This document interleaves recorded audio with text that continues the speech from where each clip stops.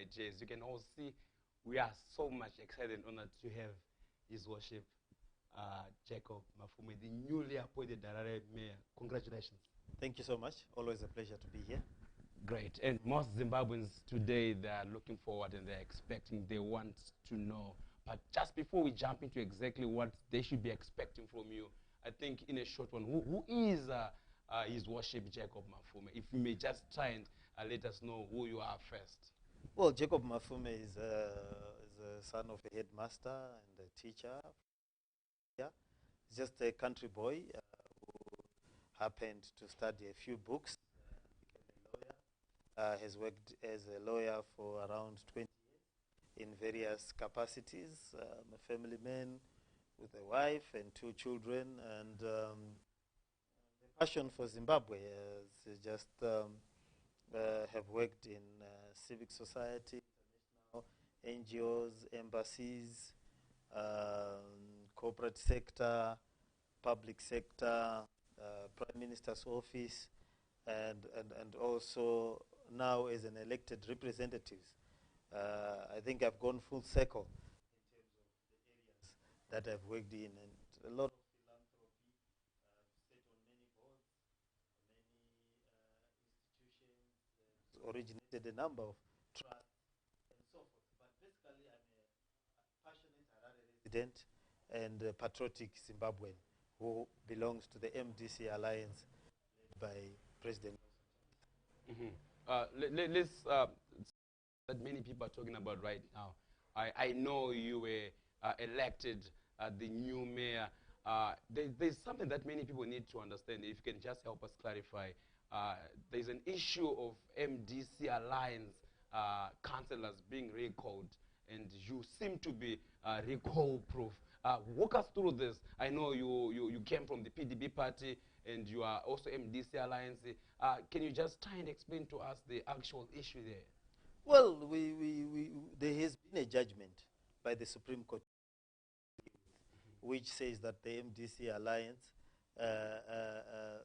was not, there was certain nullification of processes that happened years ago, and the Supreme Court judgment then said we should go back to that era. What has happened is that judgment has been erroneously interpreted to become an election petition in reverse. That judgment has led to a lot of elected representatives being called back from Parliament and from Council on the basis that the MDCT Secretary General is now Douglas Monzora. We totally disagree with that interpretation. But be that as it may, we felt that even let's go by the interpretation.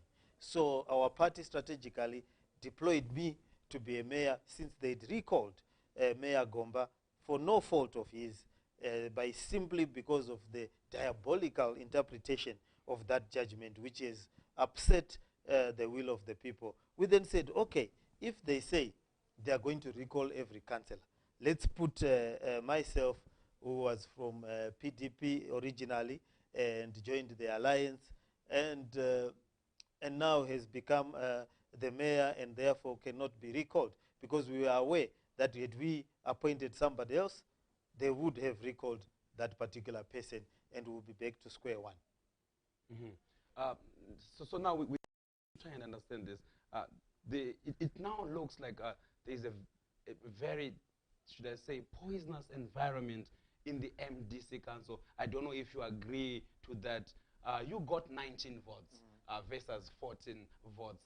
I know many people celebrated your victory, but if you ask me, it's worrisome, isn't it? That 14 more people are probably sitting on the fence or are more Coupe-aligned? They're not sitting on the fence. They were going to be recalled. They have no love for what they are doing. They know whose face they used to be elected, save for a very few. So I know that many of these people were threatened. And you know, when you're being threatened, the degree of fear is different from one person to the other. We hold no grudges. We do believe that we need to focus on residents' issues. The residents are not worried about our quarreling. The residents are not worried about our round robin. The residents are worried about service delivery. The collection of trash, provision of water, sewer, and so forth and so forth. So we cannot continue focusing on what makes us different. We should focus on what helps the residents. We have little time left before the next election. So that cannot be spent quarreling among ourselves. Yes, an election was held. It's water under the bridge. We move on. There's one thing that I have to emphasize. Zimbabweans have got a fixation on unanimity, 100% uniformity. Maybe it's because of the uniform we used to wear at school. There are many councils in the world. They are run by coalitions. Many councils in South Africa, there's EFF, DA, and ANC, and the service provision. Sometimes diversity does not mean disunity. Sometimes diversity does not mean confusion. We must learn to celebrate our diversity and our difference at certain times. Or, better still, we should learn to work in a diverse environment. It's not every time where you have differences with another person, you cannot therefore fail to work towards what is the common good. At the end of the day, we'll go back to the electorate. They know who they want, they know what they need to do, and they'll bring back a different council. But for now, our task is to make sure we deliver for the residents and that they're able to live well today without us disrupting it through round-robin politics. Mm-hmm. So, sorry, just keep it around there before I move into the real issues. How do you then feel about the other councillors that are now seeming more to be MDC aligned? Your feelings towards that? Look, the 14 that didn't vote for you? They were being threatened, like I said. We love them. My president is my president. But this was a secret ballot. Does it then exonerate them after the voting? How are they no longer under threat? Because we are not going to know which 14 they were. Yeah, well, but sometimes, there are caucuses. Okay. If you sit in a caucus and there are 10, then you suddenly find one vote. You cannot say, therefore, you don't know who voted for who, because it's a small number, 30 people, and they sat at a caucus and agreed that the 10 of us are going to vote. So that is what they did. So the threat of recall was at that area. So we understand them. We need to save the residents. Our president is not vindictive. President Nelson Chamisa. He conquers through love, not conquers through vindictiveness, hate, retribution, and all that. His message has always been that I'm here to save, and I'm here to save Zimbabweans of all creed and color. And we simply follow that example. There's no retribution from my president, so therefore there will not be retribution from this mayor. Okay, now let's jump straight to the is ahead of you.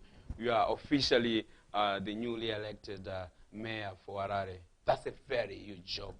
Your short to medium term expectations. I know there's a lot of problems, specifically issues of water, refuse, potholes. Harare is not in a good state, if I'm to use a much more lighter word. What should we expect or foresee from you? Well, look, we are in COVID-19 period. Everywhere in the world, even huge corporates have written off 2020. They are all in survival mode, except probably those that sell PPEs and sanitizers. But for everybody else who has been in business, it's been a deliberating period, and it's very difficult to give a rosy picture without looking dissonant with our environment. Our environment is bad. COVID is real. It has impacted the world in a big, big way in terms of how the economies function. So the immediate task is to try and get an understanding with government on how we open the economy of Harare.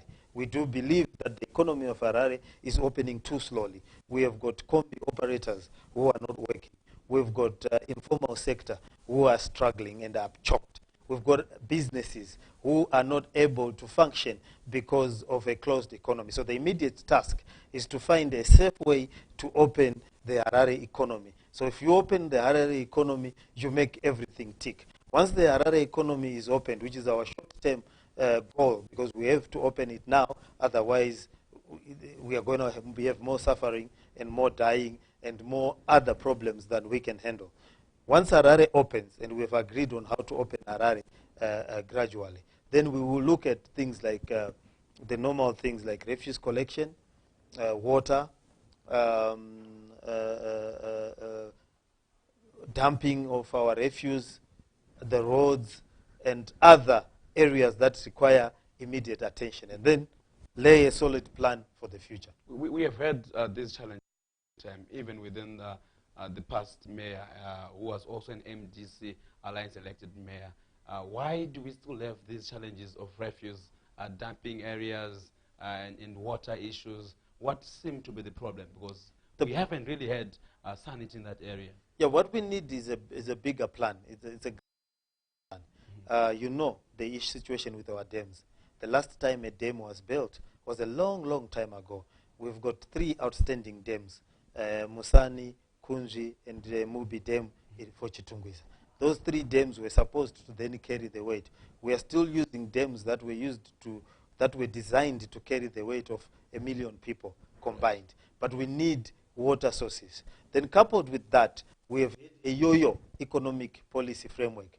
Right now, our economic policy is somersaulted so many times, 1:1. Now we've got an auction rate, we've got an Austro dollar, we've got a US dollar. So that economic confusion also impacts every business and impacts the city. We cannot now afford chemicals on a regular basis. We need a lot of chemicals to purify the current water source. Current water source, Chivero, is also our dump site. It's also where we put the waste. And therefore, it needs a whole lot more chemicals to clean it. Is that healthy? Our dump site is before we take a break, on that Chivero issue, do you think that is the best model, or we need to dump somewhere else?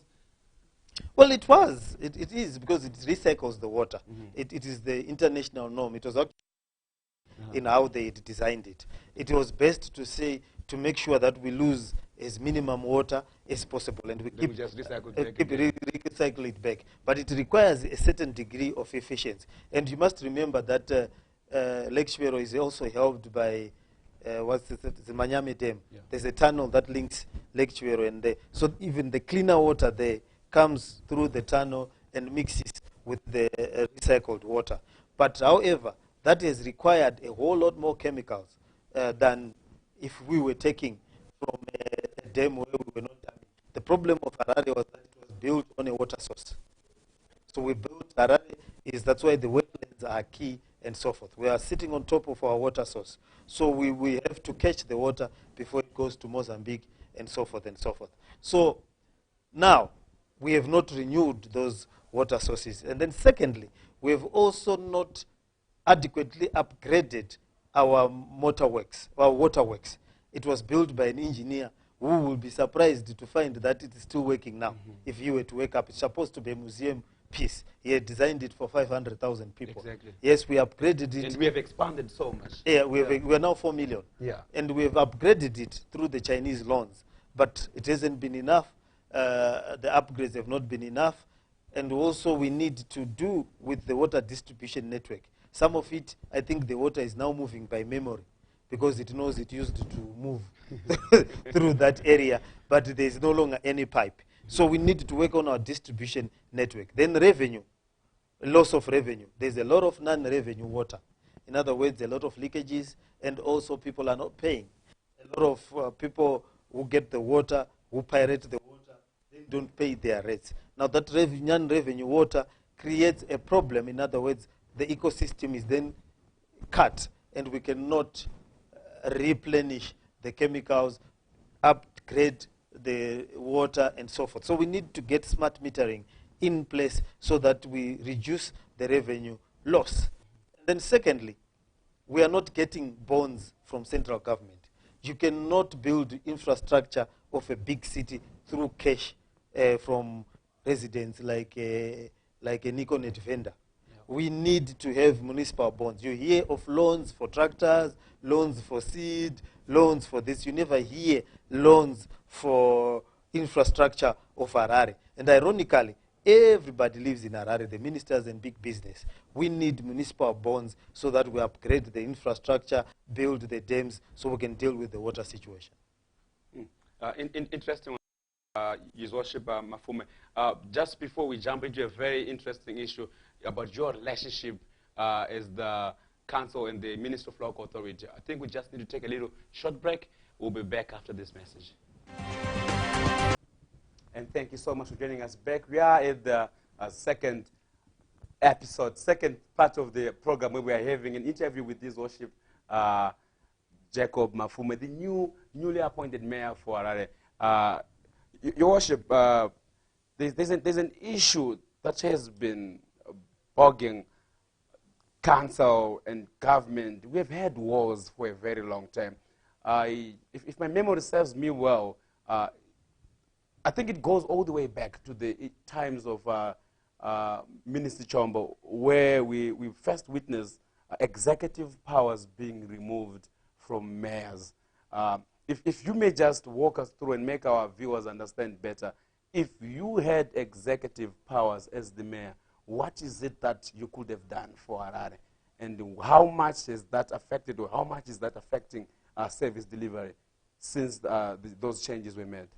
Yeah, it's a huge disadvantage that there is no executive mayor for Harare, because you then have to be elected on your vision, which you have to push through persuasion and other committees.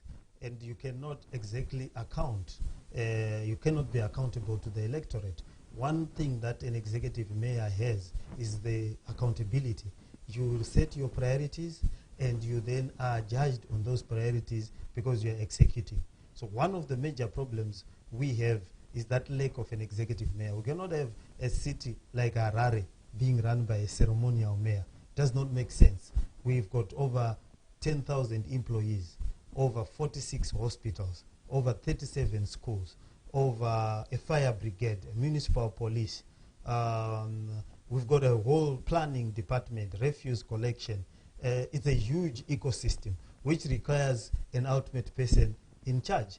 And the problem that we would have, if I was the executive mayor, I will be able to follow the priorities of the residents. Priorities of the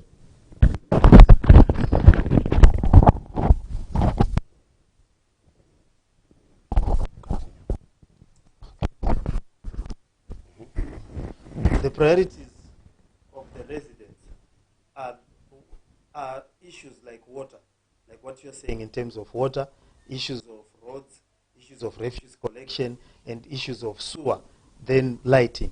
And that's basically what residents need from the city to be able to live. And then you have education and other additional needs. We would then have focused that and focused all the revenues of Harare to that job. Now the revenues of Harare go elsewhere, and the priorities sometimes are decided elsewhere, which creates a dissonance between what the electorate needs, what the electorate is elected for, and what other people demand. For example, I'm being supervised by people who we beat in Harare.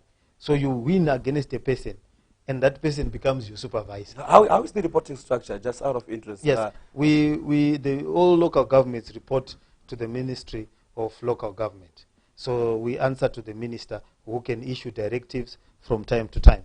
Of course, the Constitution has expanded our role as councils, but that Urban Councils Act has not been aligned with the Constitution. Therefore, it still has the same old reporting structures. And so therefore, sometimes when you get a directive, you have to comply unless it's illegal. And they do issue directives from time to time. But at the same time, you have an electorate that has elected you to do a task which you cannot do freely.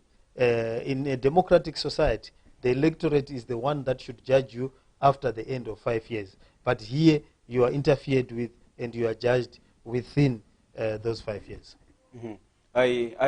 There's been an issue of where I know the government has been blamed for not funding council, and I know there have been issues of specifically water purification and tender issues. I need to understand who cleans and who pays for Harare water, whose budget cleans our water. Well, the budget for Harare water is supposed to be the ratepayer. Mm-hmm. The way it works, you're supposed to pay for the water, get it cleaned, and it comes back. So what has happened is that because of the monetary policy changes, when we were using US dollar it was fairly easier because we were getting the US dollar from the resident and paying directly to the supplier of chemicals. Now, when you introduce another currency, which is the Zimbabwean currency, it therefore means we have to queue in the line for foreign currency at the Reserve Bank or whoever is dishing foreign currency at that particular time. Now I think the Minister of Finance is involved. Now that is where the rub comes in, because currency at a national level and diverse priorities.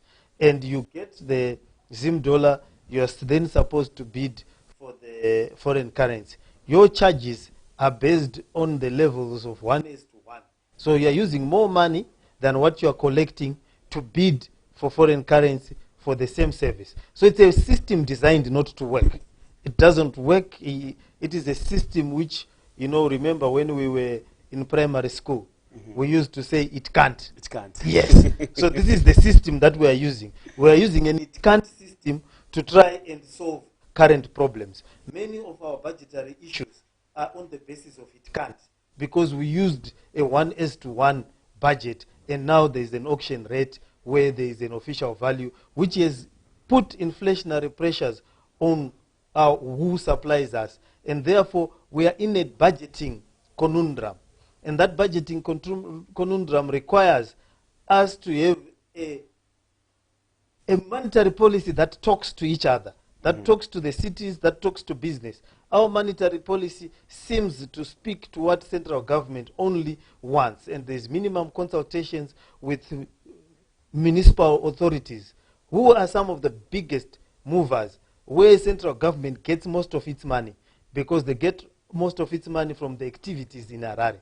But yet the goose that lays the golden egg is being shaved by very painful hair cutters.